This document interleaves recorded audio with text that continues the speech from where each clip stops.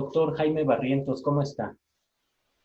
Bueno, muy bien, muchas gracias. Aquí ya por la tarde, a diferencia de tuya que estás recién al mediodía de allí. Así que bueno, aquí, terminando el día. Muy bien, gracias por... Gracias por su tiempo. Aquí en México, como en muchas otras partes del mundo, pero estamos viviendo momentos muy violentos, las personas LGBT. Ha habido crímenes de odio a lo largo de este año. Esto ha llevado a que muchos activistas y defensores de derechos humanos se manifiesten, han hecho huelgas de hambre, eh, se han manifestado, han buscado hablar con las autoridades. Entonces, yo creo que es importante hablar de esta violencia, las causas de esta violencia, no solo desde el activismo, sino también desde la academia. Por ejemplo, el doctor Juan Carlos Mendoza, que usted conoce, eh, tiene un pie en la academia y un pie en el activismo. eh, y entonces, bueno, es importante saber cómo se ha estudiado el tema de la discriminación y el odio hacia las personas LGBT y que muchas veces lleva hasta los homicidios, ¿no? En sus manifestaciones más violentas, más fuertes, aunque hay otros grados de ese odio. Eh, y bueno, hay términos como homofobia, prejuicio sexual, heterosexismo, etcétera, y es de lo que deseamos aquí en Prodiana hablar con usted. En nombre de Prodiana le doy las gracias. Y entonces, bueno, para comenzar, voy a presentarlo. El doctor Jaime Eduardo Barrientos Delgado es licenciado en psicología, magíster en ciencias sociales, doctorado en psicología social, ha realizado estadías postdoctorales, investiga en temas de sexualidad, género y diversidad desde la psicología social. Ha sido pionero en investigación LGBT en Chile desde la psicología. Su investigación se centra en la violencia homofóbica, el impacto de los prejuicios y la discriminación en la salud mental de gays y lesbianas. Ha adaptado y validado diferentes medidas sobre la violencia homofóbica en Chile. Es autor del libro La violencia homofóbica en América Latina y Chile. Algunos de sus artículos son Violencia de pareja en hombres gay y mujeres lesbianas chilenas, un estudio exploratorio, Identidad sexual en jóvenes gay del norte de Chile, Situación social y legal de gays, lesbianas y personas transgénero y la discriminación contra estas poblaciones en América Latina, y Homofobia y calidad de vida de gays y lesbianas, una mirada psicosocial. Eh, entonces, bueno, eh, aquí las personas que tienen prejuicios contra las personas LGBT o que mmm, se refieren a nosotros de una forma que nos caracterizan de forma negativa, dicen, no, yo no soy homofóbico, porque desde la psicología no es una fobia propiamente. Entonces esa sería mi primera pregunta. ¿Desde las ciencias sociales tiene sentido el término homofobia? ¿O cuál sería la crítica que usted hace desde la academia a este concepto? Bueno, es una excelente pregunta porque qué duda cabe que el concepto de homofobia, desde su primer uso a finales de los años 60 hasta la actualidad, ha permitido visibilizar la violencia ejercida hacia nosotros como gays, lesbianas, bisexuales, personas trans, inter, de una forma global. Es decir, con este concepto se ha posibilitado la visibilización de este fenómeno. No obstante eso, no obstante el reconocimiento de eso, diversas personas, sobre todo con el uso de este concepto en la investigación de la violencia que específicamente sufren, por ejemplo, o padecen lesbianas, bisexuales, personas trans, han constatado que si bien este concepto es un concepto paraguas general que permite visibilizar un fenómeno, en un conjunto importante de situaciones se queda corto, es un concepto que se queda estrecho, es un concepto que tiene un conjunto de problemas. Por tanto, tenemos la siguiente tensión. El uso de un concepto que es popular y es conocido por el mundo entero, ya no solamente por el mundo académico, como es el concepto de homofobia, concepto que es usado por los políticos, que es usado por la iglesia, que es usado por los medios de comunicación social, que es usado por la gente común y corriente en la calle, ¿no?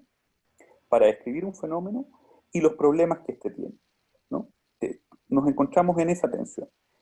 Entonces un conjunto de personas han intentado avanzar en la recomendación de nuevas formas de designar esta violencia, ¿no? Por ejemplo, violencia homofóbica, violencia de tipo homofóbico, violencia debido a la orientación sexual y o identidad de género, prejuicio sexual, etc.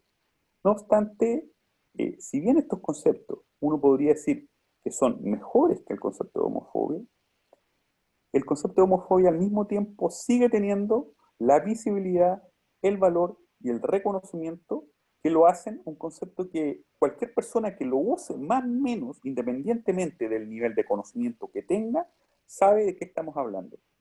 Entonces, nos encontramos con esa tensión.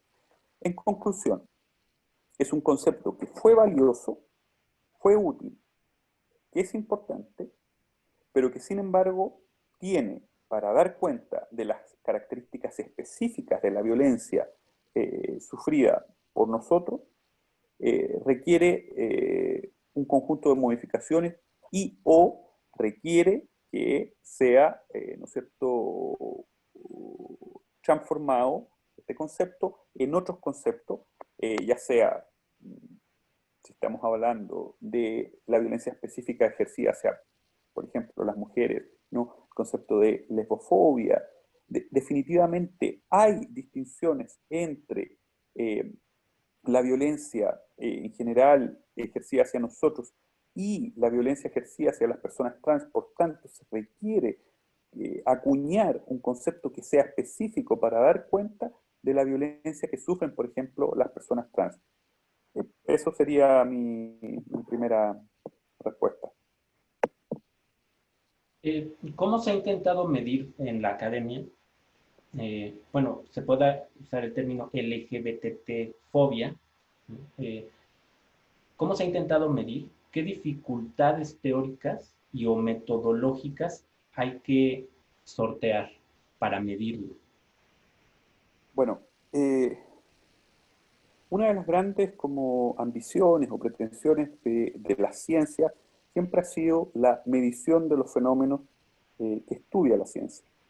En este caso en particular, la psicología, la sociología, enfrentadas al estudio del fenómeno de la violencia de tipo homofóbico, han intentado igualmente medir y o evaluar este fenómeno. La psicología en particular comenzó produciendo un conjunto de instrumentos de medida a través de escalas, de encuestas, con preguntas cerradas, con alternativas de respuesta, ¿no? Que intentaban traducir las, por ejemplo, actitudes que la población en general tiene o tenía hacia gays, lesbianas, bisexuales, personas trans. Sin embargo, el gran problema que tienen ese tipo de mediciones es el siguiente, es que si bien nos permiten tomar una fotografía mmm, relativamente de buena calidad, digo relativamente de buena calidad, eh, no nos permite realmente observar los matices, los colores, las dimensiones del fenómeno, ¿no? Nos permite tener una aproximación muy general, muy gruesa, que evidentemente es relevante, porque qué duda cabe que sobre todo desde el punto de vista de las políticas públicas en gran parte de los países del mundo se sustentan y se construyen con información, información que en general es información numérica, cuantitativa, y si uno usa encuestas y uno usa escalas de medición para medir homofobia, que usan, por cierto, números, uno produce información que es numérica. Y por tanto, esa información generalmente es información que suele ser más usada por las personas que construyen políticas públicas en este ámbito. Sin embargo, la dificultad es que cuando tú evalúas este fenómeno, eh, la forma en que tú entiendas el fenómeno, me refiero, si tú entiendes que la homofobia es la actitud negativa hacia las personas gay, lesbianas, etc., eso supone una forma asociada con ese concepto de medir ese concepto. Pero si tú entiendes que hay otra forma de definir la homofobia, eso se traduce en otro tipo de medida. Por tanto, el problema que tenemos es que no tenemos claridad y tú te vas a encontrar con diversas formas, y formas a veces muy heterogéneas unas de otras, de medir la homofobia. Por ejemplo, te vas a encontrar con, con, con medidas que evalúan las actitudes hacia la homosexualidad, te vas a encontrar con otras encuestas que evalúan, por ejemplo, los estereotipos hacia gays, lesbianas y personas trans, te vas a encontrar con otras encuestas que evalúan, por ejemplo, cuestiones como la homoparentalidad y el matrimonio hacia, entre personas del mismo sexo. Y todos esos fenómenos son considerados equivalentes, pero no es lo mismo evaluar las actitudes hacia gays y lesbianas que evaluar, por ejemplo, los estereotipos, que evaluar, por ejemplo, la homoparentalidad o evaluar el matrimonio hacia gays y lesbianas.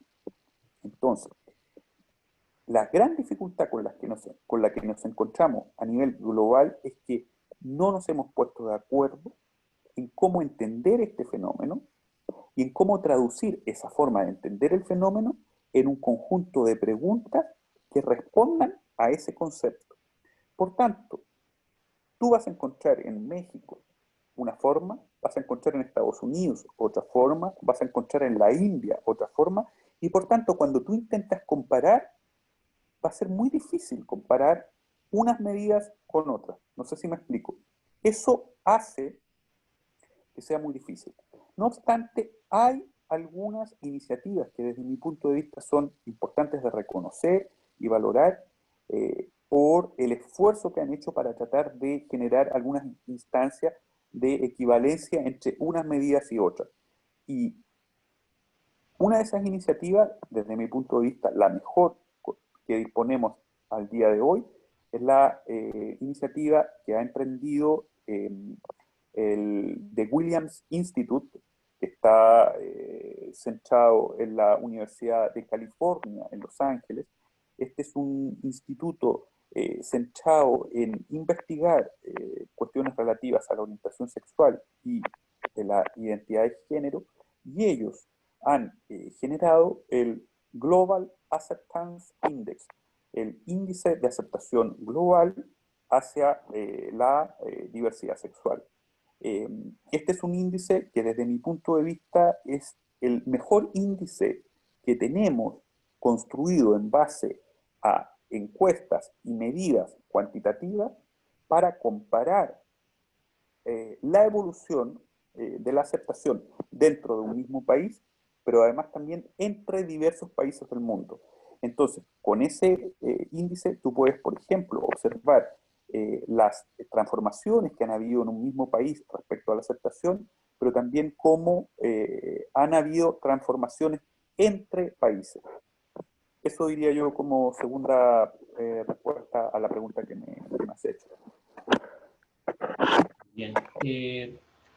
Al estar leyendo sobre los conceptos que se usan para medir esta violencia, eh, noto que en ocasiones eh, se puede hablar de, o lo pregunto, ¿no? Se puede hablar o buscar una respuesta desde la psicología de la persona que está siendo homofóbica o la homofobia como un fenómeno social.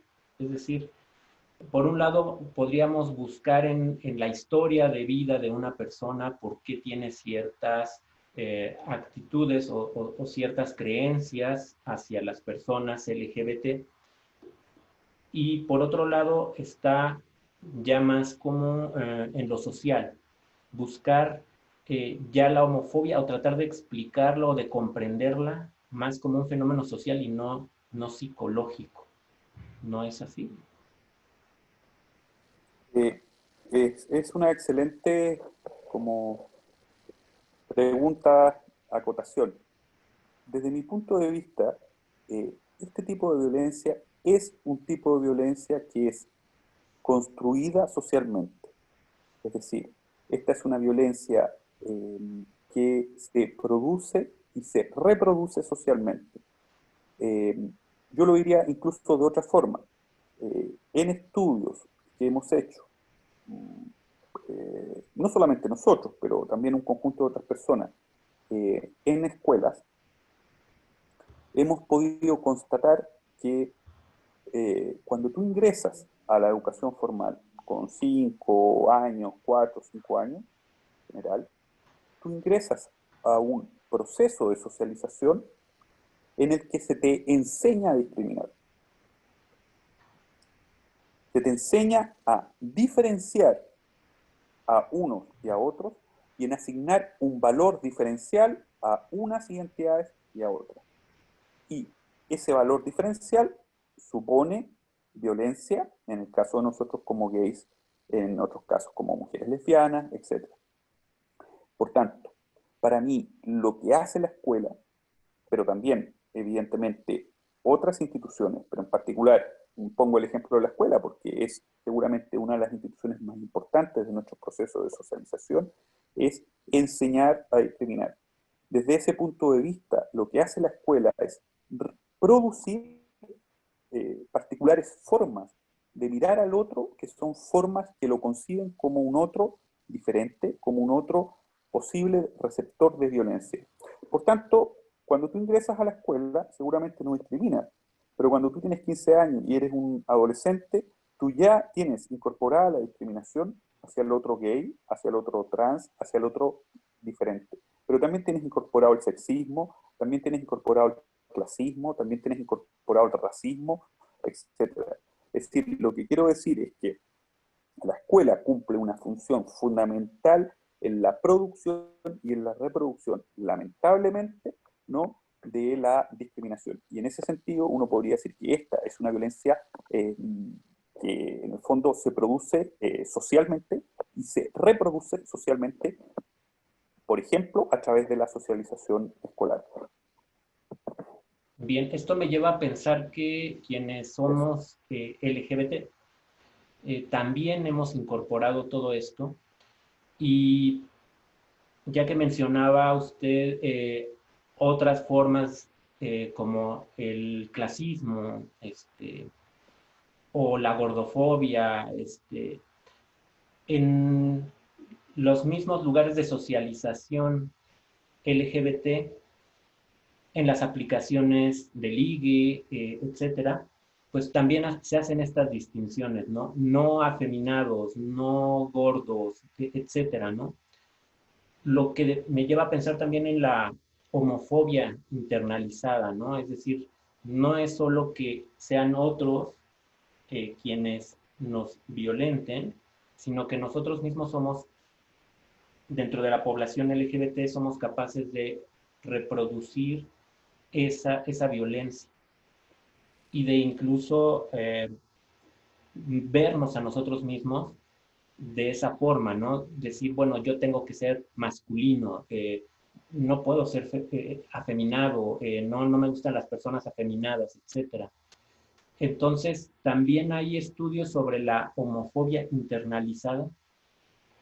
Es decir, hay, yo diría, lo que tú apuntas a un elemento súper importante, porque en el fondo también la violencia se puede ejercer dentro del endogrupo. El endogrupo seríamos nosotros, es decir, la violencia la podríamos recibir desde afuera, pero también la podemos ejercer entre nosotros, ¿ya?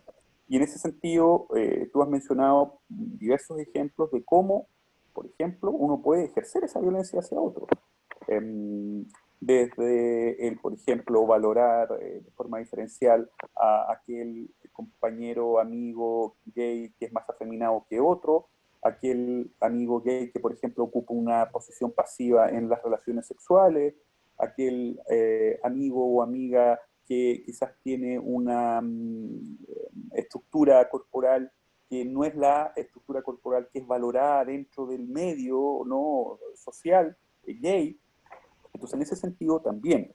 Y ahí, en el fondo, lo que se hace, se produce el mismo fenómeno que estábamos hablando delante. Es decir, en el fondo, tú has aprendido a valorar de una forma particular la feminidad y la masculinidad, has aprendido a valorar de una forma particular el tener un cuerpo, no sé, en forma física versus un cuerpo gordo, etcétera. Y eso se traduce en el ejercicio también de la violencia entre nosotros. Ahora, y respecto a la pregunta sobre la homofobia internalizada, bueno, eh, en la medida en que tú avanzas en el proceso de autoaceptación, el proceso de autoaceptación, que supone un conjunto importante de cuestiones, entre ellas que tú también seas capaz de reconocer que eres gay, que eres lesbiana, en diversos tipos de contextos, que esas personas te valoren, ¿no? Eh, es un proceso que no necesariamente se da de forma simple ni se da de la noche a la mañana. Por tanto, sobre todo en culturas en las que los niveles de aceptación hacia la diversidad son todavía muy bajos, en otras palabras, en aquellas sociedades en las que todavía existe mucho prejuicio, estigma y discriminación, tú vas a encontrar todavía altos niveles de homofobia internalizada, porque son personas que no son capaces, ¿no? Por las características justamente del contexto y por las sanciones que podrían recibir, por la violencia que podrían recibir al, por ejemplo, reconocerse como tales en determinado tipo de contextos, porque podrían sufrir la violencia, es que justamente los niveles de homofobia internalizada suelen ser más altos. Eh, Ahora bien, tú vas a encontrar que además esto es importante porque en el fondo la valoración de uno, la valoración positiva que uno puede tener respecto a uno mismo, va de la mano con buenos niveles de salud mental, con buenos niveles de bienestar psicológico, de bienestar social, etcétera. En otras palabras, en la medida en que uno tiene bajos niveles de valoración hacia uno mismo, eso puede repercutir negativamente en tu salud mental, en tu bienestar físico y social, ¿no? Los estudios acerca de la homofobia entonces pueden ayudar a también a vencer la homofobia internalizada o la lesbofobia o la transfobia internalizada. Así es, justamente. Ok, he encontrado otros términos como prejuicio sexual, heterosexismo, homosexofobia, etcétera. ¿Me podría hablar de estos términos? ¿Cómo ayudan a comprender este fenómeno de odio, discriminación o desprecio a las personas que integramos la diversidad sexual? A ver, mm, yo, yo quizás volvería como al inicio. Yo diría que el término homofobia es el término que más ganancias ha tenido desde el punto de vista científico, académico, político, etc. Y por tanto es el término que todavía sigue siendo usado. Paralelamente, tú vas a encontrarte con un conjunto de otros conceptos, algunos como los que has mencionado. Sin embargo, esos conceptos no han alcanzado la popularidad, no han alcanzado el prestigio que ha tenido el concepto de homofobia.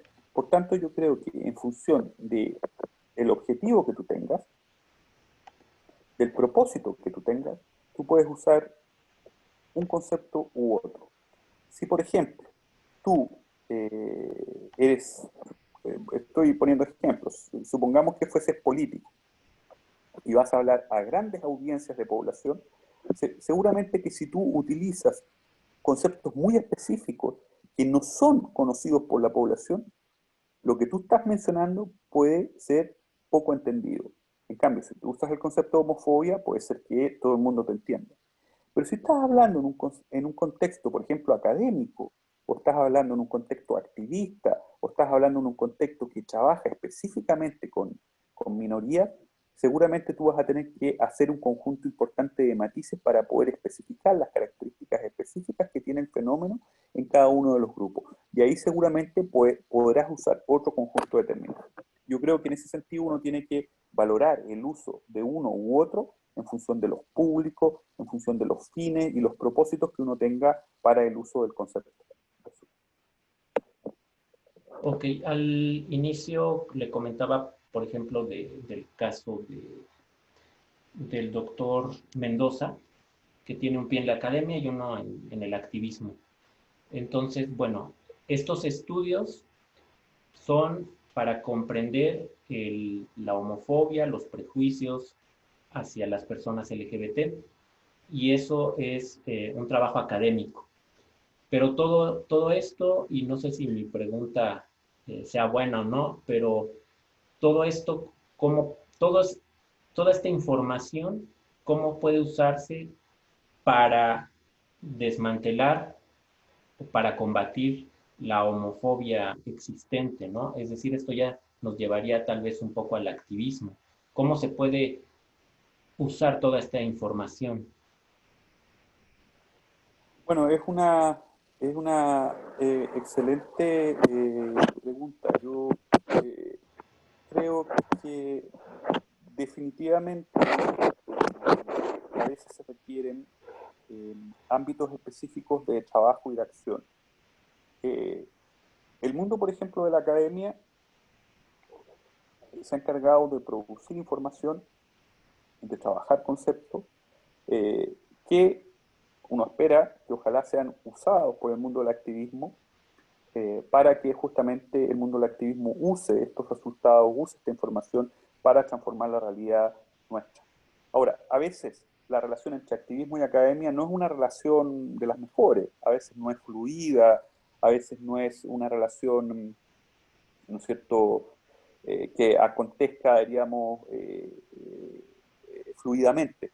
Entonces, en ese sentido, yo diría que lo que se requiere es a avanzar, a estimular a la producción de información científica por parte de las instituciones que producen información científica, pero información científica que también sea comunicada de forma tal que el mundo del activismo u otros sectores puedan también hacer uso y comprendan esa información. Hoy día, a veces eso no sucede, básicamente porque las universidades estimulan a la producción de cierto tipo de información bajo la modalidad de artículos científicos que a veces no son leídos por el mundo del activismo, ni mucho menos por el mundo político, etcétera. Entonces yo diría que ahí hay que hacer un trabajo importante, hay que avanzar en conectar estos dos mundos. Eh, en ese sentido, creo yo que trabajos, por ejemplo, como los que tú mencionas que hace en México o Juan Carlos, eh, yo de alguna manera en Chile y en otros contextos harán otras personas, ¿no? Es fundamental desde mi punto de vista porque a nosotros nos compete también no solo una responsabilidad en producir información sobre este ámbito, sino que también tratar de que con esa información ojalá se pueda transformar la realidad nuestra, ¿no? Y a veces eso no es tan simple, ¿no? Eh, tengo la impresión, y en fin, me puedo equivocar en ello, que a veces esto no es tan simple por diversas razones. Quizás en algunos contextos, si tú estás bien situado en un contexto académico y es un contexto relativamente conservador, a veces puede ser difícil que tú, entre comillas, salgas del closet, ¿no? Y te manifiestes públicamente, porque eso podría traerte consecuencias, ¿no?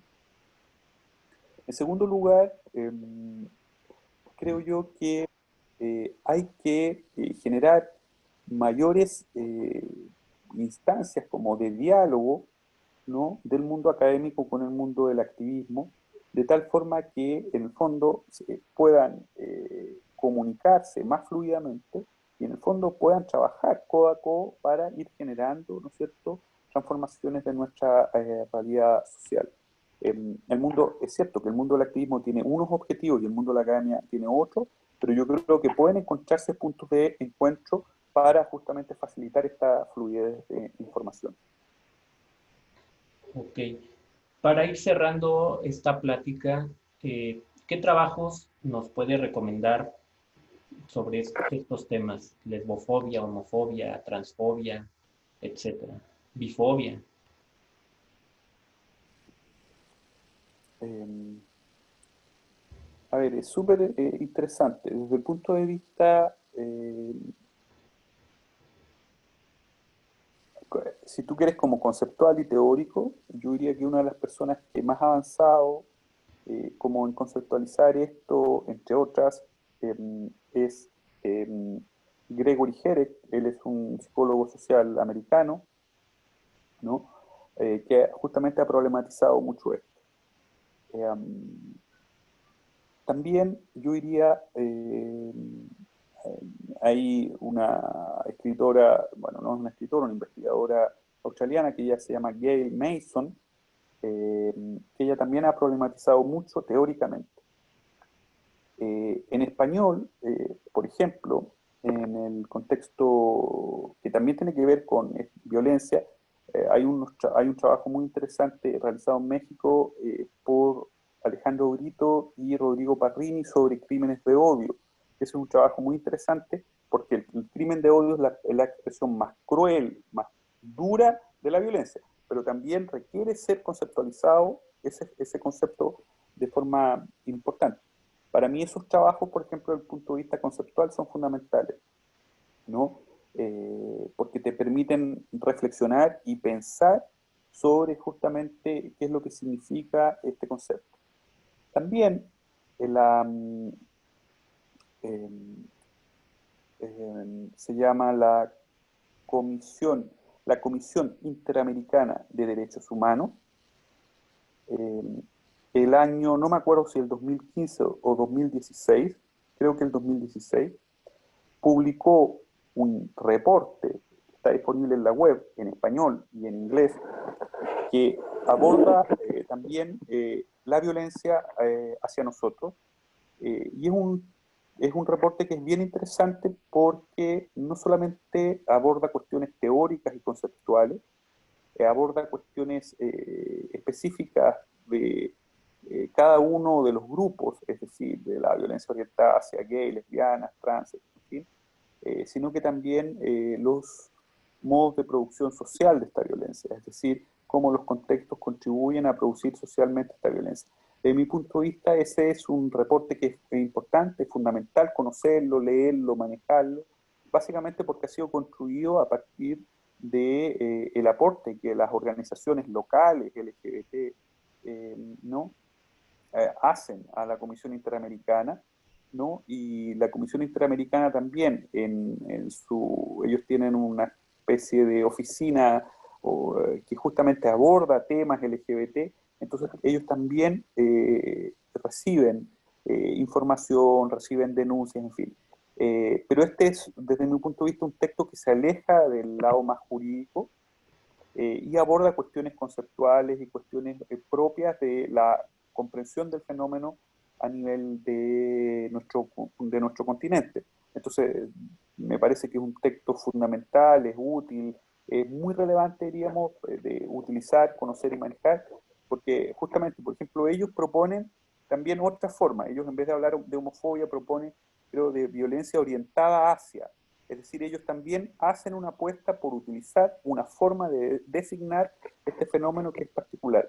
A mí me parece que es un buen trabajo que está en español, que ha sido producido por gente de América Latina, eh, con el aporte de las organizaciones, ¿no?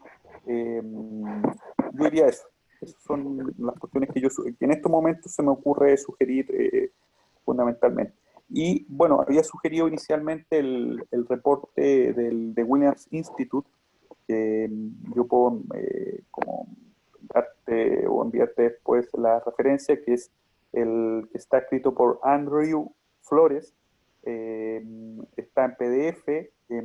Lamentablemente creo que solamente existe una versión en inglés hasta ahora, donde se describe el The Global Acceptance Index, que es el índice de aceptación global orientado hacia gay, lesbianas y personas trans, y que me parece que es muy interesante porque aborda numéricamente la situación en un mismo país, en tres mediciones diferentes, en tres periodos diferentes, y los cambios en un mismo país, pero también entre diversos países del mundo. Tiene información de, creo que, de más de 150 países del mundo. Entonces, por tanto, también la hace una fuente importante de información y de comparación de la situación de los países. Ok, pues muchísimas gracias, doctor Jaime Barrientos. En Prodiana le agradecemos su tiempo. ¿Desea agregar algo más sobre este fenómeno de la homofobia, bifobia, transfobia? Claro, yo diría que tú partiste haciendo una introducción de la que yo me voy también a afirmar. Yo creo que hemos avanzado mucho en nuestros contextos, desde un punto de vista legal, desde un punto de vista de la aceptación. Pero, curiosamente, aunque hemos avanzado, al mismo tiempo seguimos observando la persistencia de la violencia orientada hacia nosotros. En algunos contextos esta violencia se ha incluso exacerbado. En países, por ejemplo, como Brasil, luego del cambio presidencial y la asunción del presidente Bolsonaro, la situación en Brasil respecto a las diversidades sexuales se modificó brutalmente. Pero este no es el único país de nuestro continente en el que justamente se ha modificado, pese a todos los avances que habíamos tenido, ¿no? En otros contextos. Bueno, el contexto mexicano, por ejemplo, las situaciones de crímenes de odio sigue siendo un tema brutal. Hace pocos días atrás justamente se presentó un libro, no sobre el tema de los crímenes de odio, pero también han habido un conjunto de iniciativas también que han promovido recientemente el que la sociedad mexicana, por ejemplo, se haga cargo de esta violencia persistente y sistemática. Recientemente, eh, en el caso chileno, por ejemplo, que había avanzado también mucho, las movilizaciones sociales de octubre del año pasado también eh, volvieron a poner en el tapete el ejercicio de la violencia institucional hacia las personas LGBT, ¿no? Como una violencia que es sistemática, que es permanente, es recurrente, pese a todas las transformaciones que hemos tenido, por ejemplo, en Chile como país, que es percibido desde afuera como un país desarrollado. Sin embargo, persiste. Entonces, por tanto, no podemos bajar la guardia. Es decir, hemos tenido avance, hemos avanzado, hemos hecho un conjunto importante de transformaciones, pero eso no supone que debamos bajar la guardia. Al contrario, tenemos que estar más atentos que nunca. Alguien podría decir que hoy día tenemos más mecanismos para denunciar y por tanto eh, no es que hoy día haya más violencia, sino que hoy día se denuncia más, por ejemplo. Puede ser, pero en cualquier caso yo creo que no debemos bajar la guardia. En otros contextos, por ejemplo, como el contexto español en el que me encuentro, también se ha descrito que este último periodo, sobre todo el año pasado y este año, han aumentado un conjunto de fenómenos de discriminación hacia la población LGBT en un país que es considerado uno de los países más de avanzada del mundo en estos temas. Entonces, en ese sentido, yo tengo la impresión de que las transformaciones son fundamentales, pero no debemos olvidar que tenemos que estar atentos. Y el estar atento va de la mano con algo que lo mencioné de paso implícitamente cuando hablé de Brasil, que es en nuestros países hay un avance importante de un conjunto de movimientos y de políticas antigénero, que entre otras cosas buscan justamente entorpecer y boicotear todos los avances que han existido y que hay en materia de diversidad sexual. Estos movimientos y estas políticas antigénero son muy poderosas, tienen muchos recursos, no solamente económicos, sino que sociales, en fin, de difusión, y por tanto están entrando con mucha fuerza a combatir todos los avances que han habido en la región. Entonces, por tanto, nos vamos a encontrar en los próximos años con que la resistencia va a tener que ser mucho más fuerte que nunca, se va a tener que volver a activar, reactivar, pese a que en muchos de nuestros países vamos a tener legislaciones favorables, etcétera, etcétera. Pero te vas a encontrar al mismo tiempo con situaciones como esta. Eso.